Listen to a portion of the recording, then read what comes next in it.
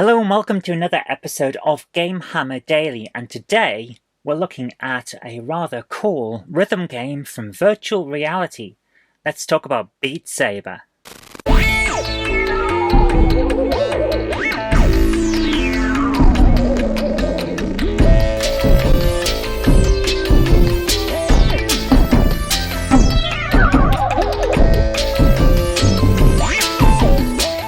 I adore rhythm games. Guitar Hero was a game changer for me. I've also tolerated DJ Hero. It wasn't the best, but it wasn't the worst. And now we've got Beat Saber, which is, I have to admit, it's the game that sold me on the idea of getting a VR headset.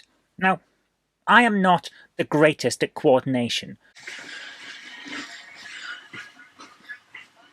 but I do know a game that I like, and it is one where you smack blocks with a lightsaber to a certain rhythm. It's a really good game. Now, if you're into dance music, club and music, drum and bass, all of that, you will adore the soundtrack straight away. But here's the thing, even if you're not, but you're willing to do the rhythm game thing, you'll find that actually some of those tracks work really, really well, and you start dancing along to them. It's a weird situation. I actually adore this game for the music, even though I don't like that kind of music. I am more of a classic rock person.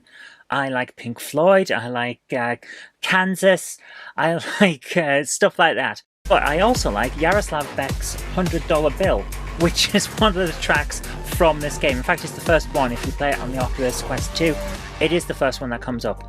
And even though it sounds like he's singing about honey dried peas, and if you listen to it, you will hear that too. It is a catchy tune, and it works so well for the game. I find myself dancing along. I've started to use Beat Saber as aerobics, essentially, and a part of a keep fit regime, because it's a lot of fun. There's a lot more to the game than that, though. You don't just have to slice the blocks to the beat. You have to do it in a certain direction, which is notified by the arrows that are on the blocks. You have to do it without hitting any of the exploding spiky things that are in the game. You have to try and avoid the walls that turn up, and in certain levels, certain later levels, I'm not as keen on this, but it does kind of work. You've got to do it in certain ways. So it's all about the angle of the saber and the certain cuts that you have to make in rapid succession and things like that. I'm not as keen on that aspect because it adds a little bit more complexity, and to be honest with you, I just want to have fun and slice up the blocks to the beat. But it is there for those who want more of a challenge. Speaking of a challenge, try the campaign mode. This is not something that I expected from this type of game. I understand that campaign modes happen in Guitar Hero and things like that, where it goes through and unlocks the various songs. But in Beat Saber, all of the songs are available right from the start. The campaign mode is different. It's more like increasingly hard challenges.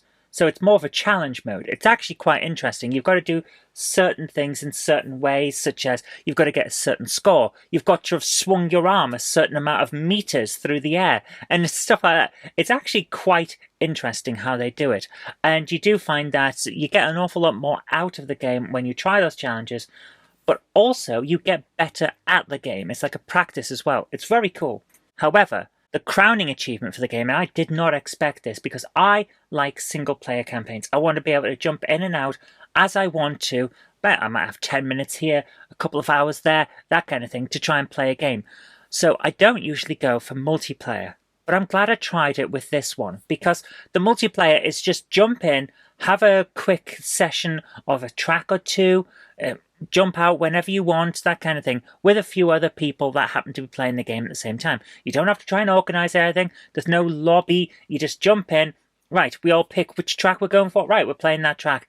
And then once it's done, you can go off and do something else. There's no requirement to stick around. It's actually quite good. So I've been enjoying a lot of the multiplayer, because once you get a little bit behind, maybe you've taken a mistake here or there, one of the other people, the leading person in that multiplayer game, will appear above your track where all of your blocks are.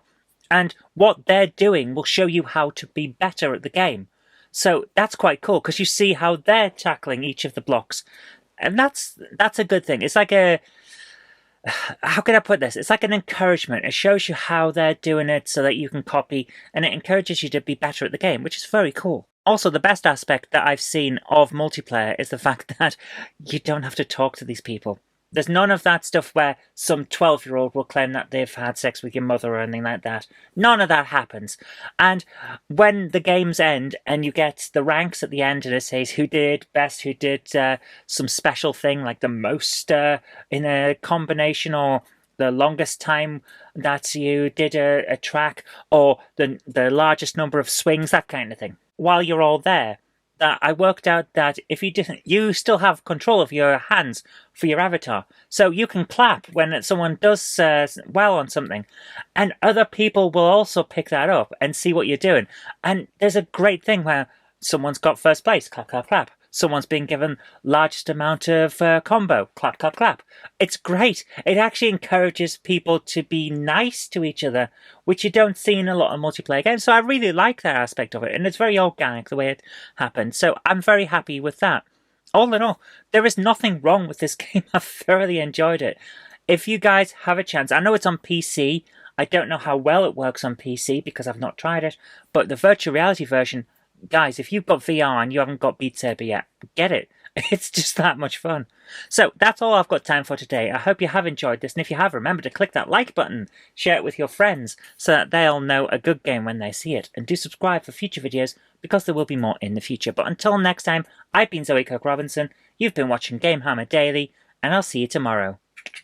If you like the show, please consider supporting me on Patreon. It really does help create future videos. That's patreon.com/Zoe Kirk Robinson. And I've got an extra special thanks going out to Chief89, Sam Yates, Retro Mickey82, Mo Henry, and George Bortorini. Thank you so much, guys.